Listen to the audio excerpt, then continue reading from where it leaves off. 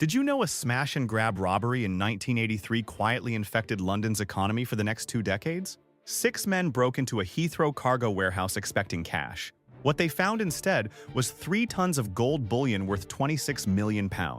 They called it the Brinks Mat robbery. At the time, it was the biggest theft in British history. But the robbery itself was almost the least interesting part. The gold had to disappear.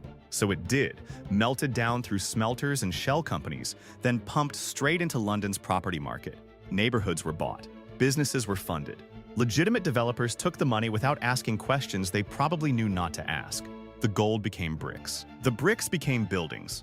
And the buildings were still standing long after the men who stole them were caught or killed. At least 3 murders in the 1990s and early 2000s were traced back to disputes over the money. The original crime lasted one night. The damage it caused lasted 30 years. Some heists never really end. Did you know a single theft turned a forgotten painting into the most famous artwork in human history? Before August 1911, the Mona Lisa was just one of hundreds of paintings hanging in the Louvre. Art experts respected it. Ordinary visitors walked right past it. Then Vincenzo Peruggia changed everything. He was an Italian handyman who had once worked inside the museum. He knew the building. He knew the routines. One night, he simply hid until the Louvre went quiet. The next morning, he tucked the painting under his smock and walked out the front door. Paris erupted. Newspapers ran the story for weeks. The public, who had never cared about the painting before, suddenly couldn't stop talking about it. Police scrambled for suspects. They even arrested Picasso. Meanwhile, the Mona Lisa sat quietly in Peruggia's apartment for 2 full years. He was eventually caught trying to sell it in Florence and served just 7 months in prison. But the real twist? He never stole her fame. He created it. Did you know a single stolen diamond almost destroyed the relationship between 2 entire countries? In 1989, a Thai janitor named Kriangkrai Tekamung was cleaning a Saudi royal palace when he made a decision that would haunt 2 nations for decades. He stuffed his pockets with jewels, diamonds, rubies, gold, and one rare 50-carat blue diamond worth millions. He smuggled everything back to Thailand. Saudi Arabia demanded it all back. Thai police recovered most of the gems, but sent fakes to Riyadh. The Saudis noticed immediately. Then things turned deadly. Saudi investigators flew to Bangkok to look into the fraud. Several of them were murdered. A Saudi diplomat sent to resolve the crisis was shot dead in broad daylight in 1990. Nobody was ever convicted. Saudi Arabia had seen enough. They cut diplomatic ties with Thailand entirely. Embassies went dark. Trade froze. The freeze lasted over 30 years. 1 palace worker. 1 bad decision. 2 countries that stopped speaking for a generation. The blue diamond was never found. Did you know a 15-year-old dropout once taught himself to fly stolen planes using only instruction manuals?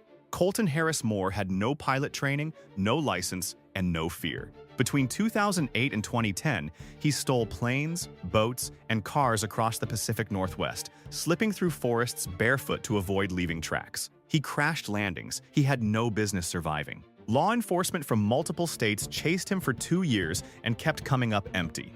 Then something strange happened. The internet fell in love with him. 70,000 people followed his story on Facebook. Fans sold merchandise with his face on it. People were openly rooting for a fugitive the FBI was actively hunting. And that's the part that sticks.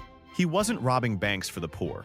He was a real criminal causing real damage to real people. But America looked at this scraggly teenager outrunning the government and saw something it wanted to cheer for. He was finally caught in the Bahamas in 2010. The chase ended. The question it raised never really did. Did you know a man sold 16 million euros worth of paintings that never existed? Wolfgang Beltracchi wasn't a copycat. He was something far more dangerous. He didn't forge real paintings. He invented entirely new ones.